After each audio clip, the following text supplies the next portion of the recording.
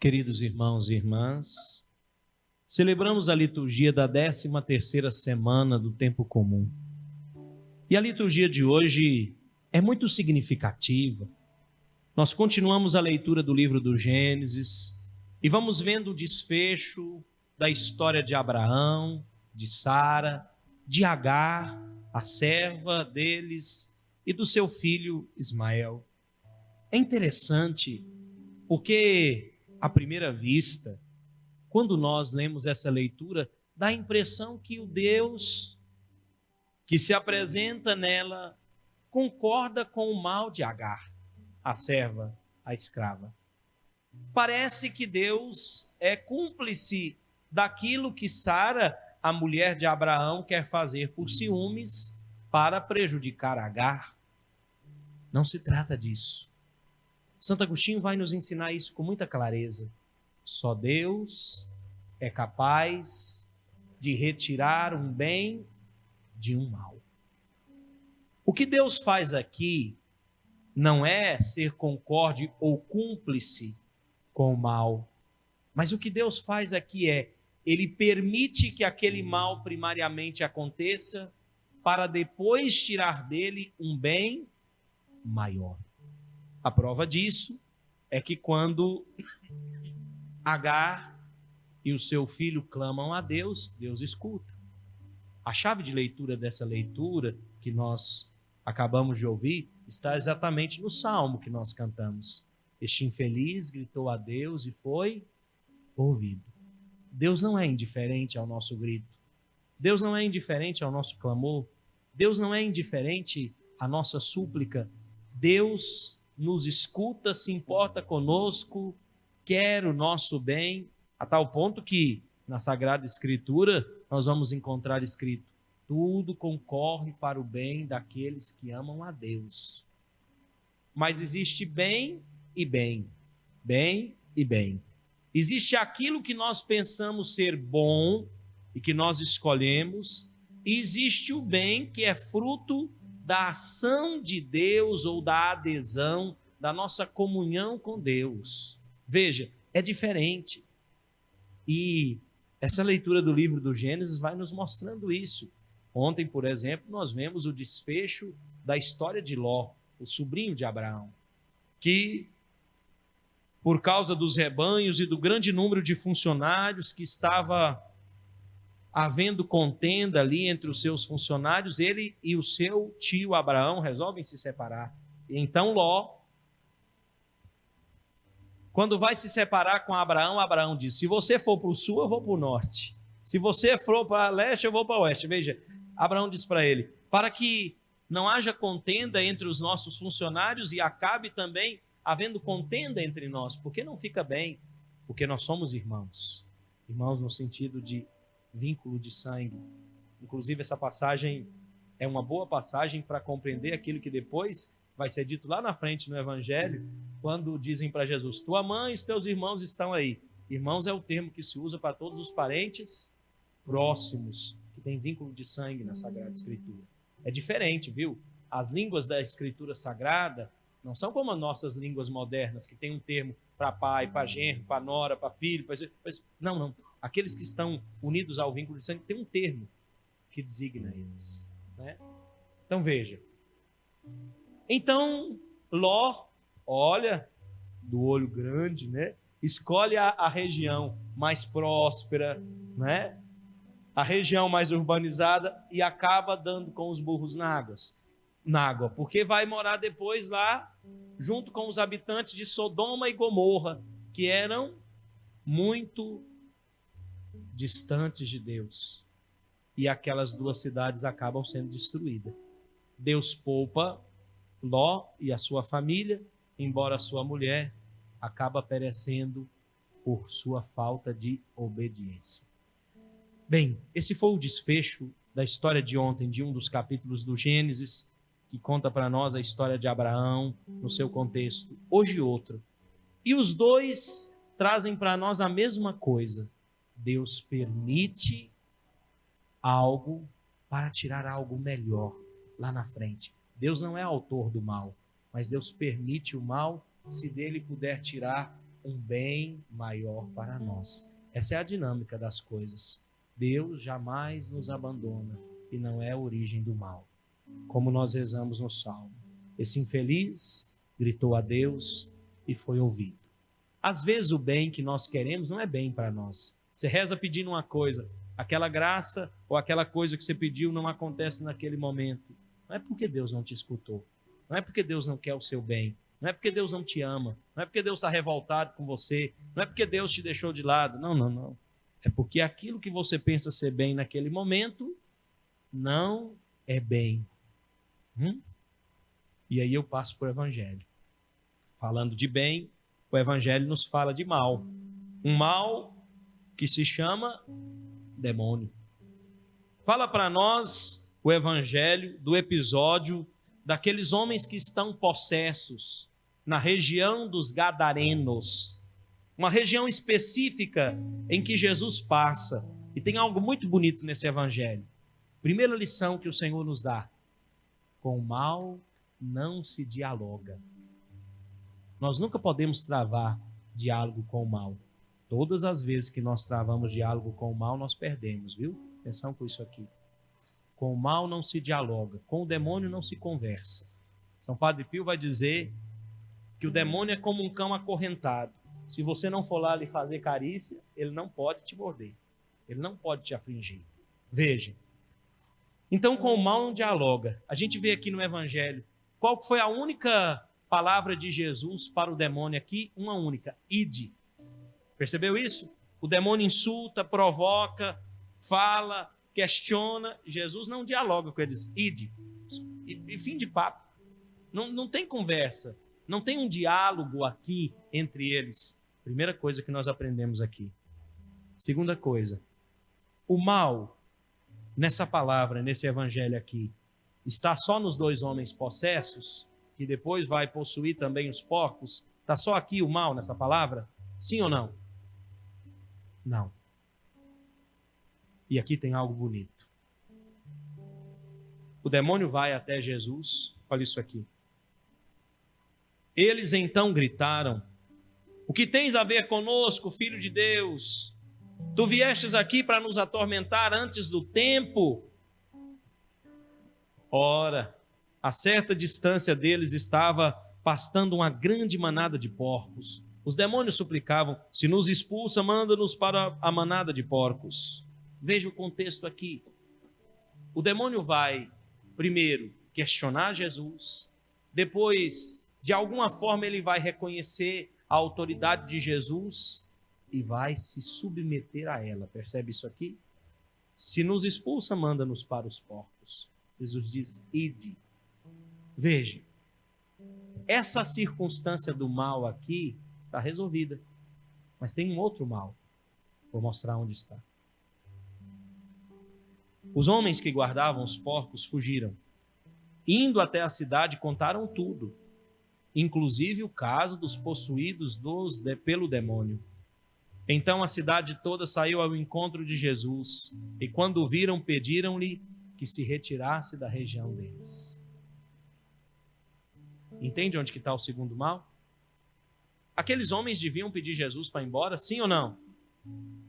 Todo lugar onde Jesus passava, eles queriam que Jesus ficasse. Mas eles, ao contrário, pedem que Jesus vá embora, porque eles não conseguem perceber Jesus como autor do bem e da graça. Eles não conseguem ver em Jesus aquilo que o próprio demônio viu. O que tens a ver conosco, Filho de Deus? O demônio sabe quem é Jesus. Mas aqueles homens não conseguiram reconhecer quem é Jesus. Eles não percebem e pedem Jesus que se retire, que vá embora. E Jesus vai.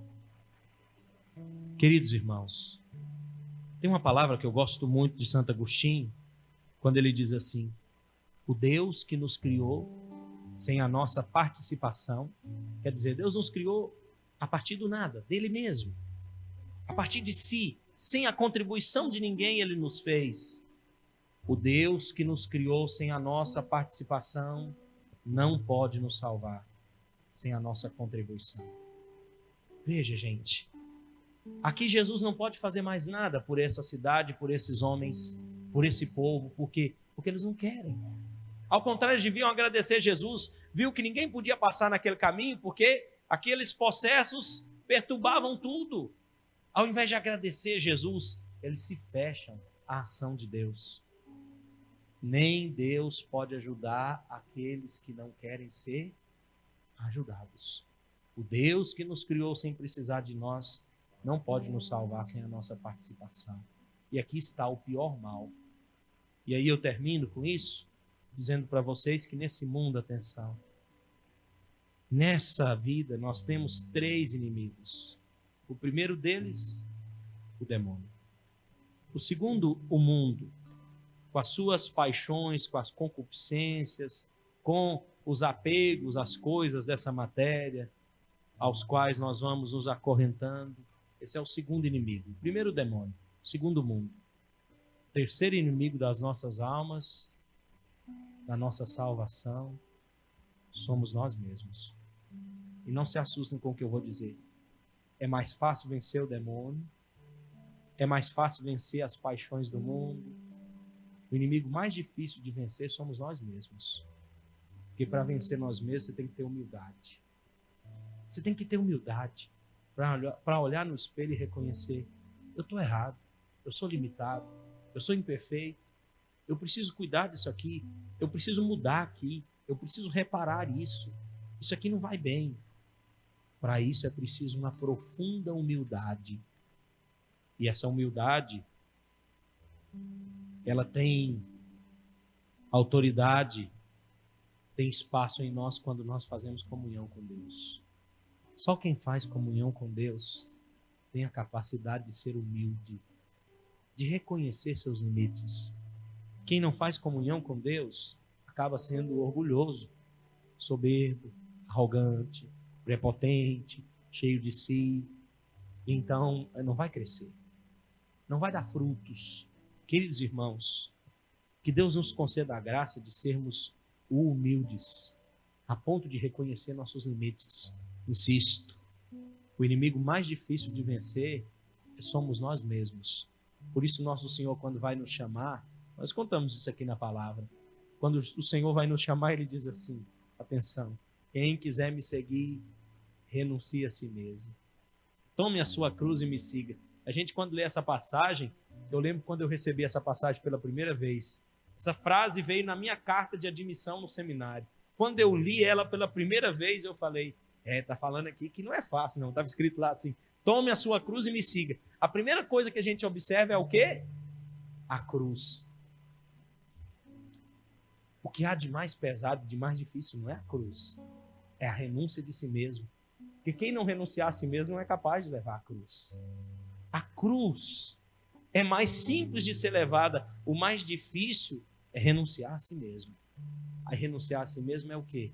É lutar contra as nossas paixões, é lutar contra o nosso orgulho, contra a nossa vontade, contra a nossa soberba.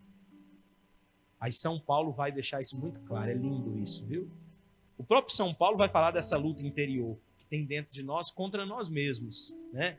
São Paulo vai dizer assim: eu me entristeço porque tantas vezes eu não faço o bem que eu quero, mas o mal que eu não quero.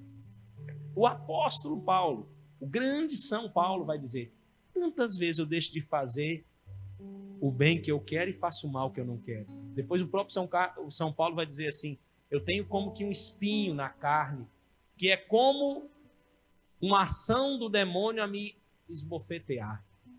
Quer dizer, ele estava dizendo: olha, eu lido com as minhas limitações. E na nossa vida é assim. Fecha os olhos. Peçamos ao Senhor a graça. Peçamos ao Senhor que nos dê humildade, perseverança, paz interior para lidar com os nossos limites.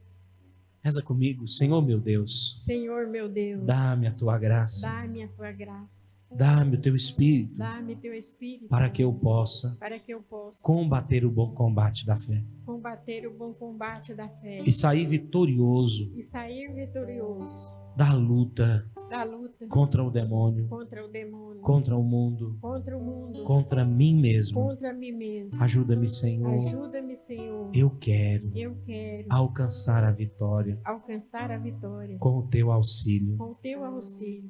Amém. Amém. Vitória, tu reinarás, ó cruz, tu nos salvarás.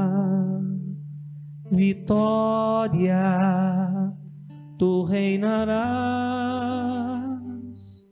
ó cruz, tu nos salvarás. Abra os olhos.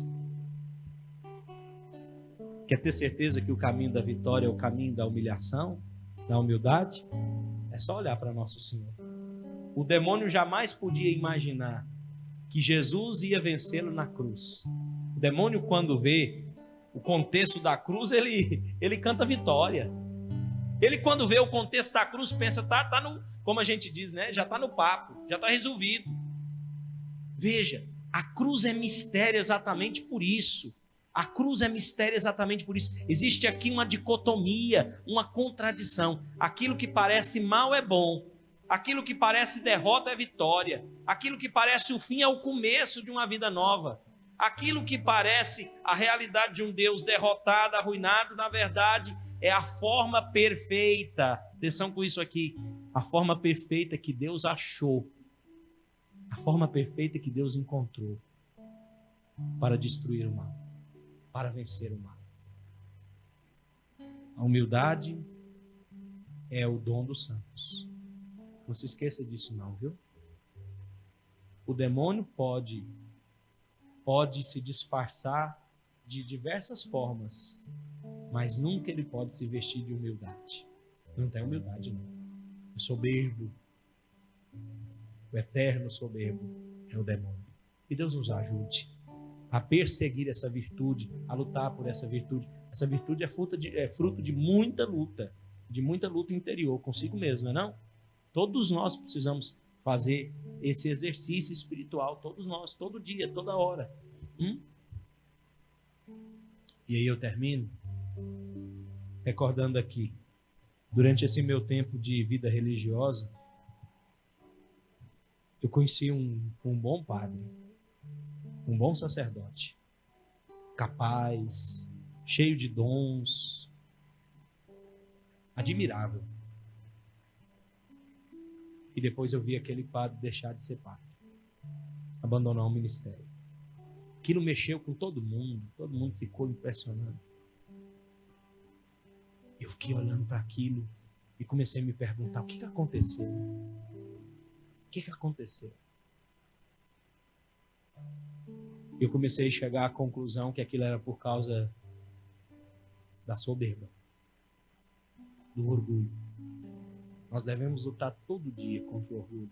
Não interessa quem seja, viu? Você, pai, mãe de família, você profissional, eu, sacerdote. Se a gente for lutar contra o orgulho, é bem aí. Esse é o calcanhar de Aquiles. É bem aí que o demônio nos dá a rasteira. Cuidado, gente. Cuidado. O orgulho nos faz grande mal. Por isso que Deus, sendo tão bom, aí eu concluo dizendo, por isso que Deus nos permite alguns sofrimentos, algumas derrotas, alguns desafios, algumas dificuldades, para a gente não ficar soberbo nem orgulhoso. Então, na verdade, o sofrimento é remédio de Deus para nós. Deus é, de fato, muito providente na nossa vida. Eu tenho consciência disso. Quando o sofrimento chega na minha vida, sempre eu digo, obrigado, Senhor. Não é por acaso. Não é por acaso.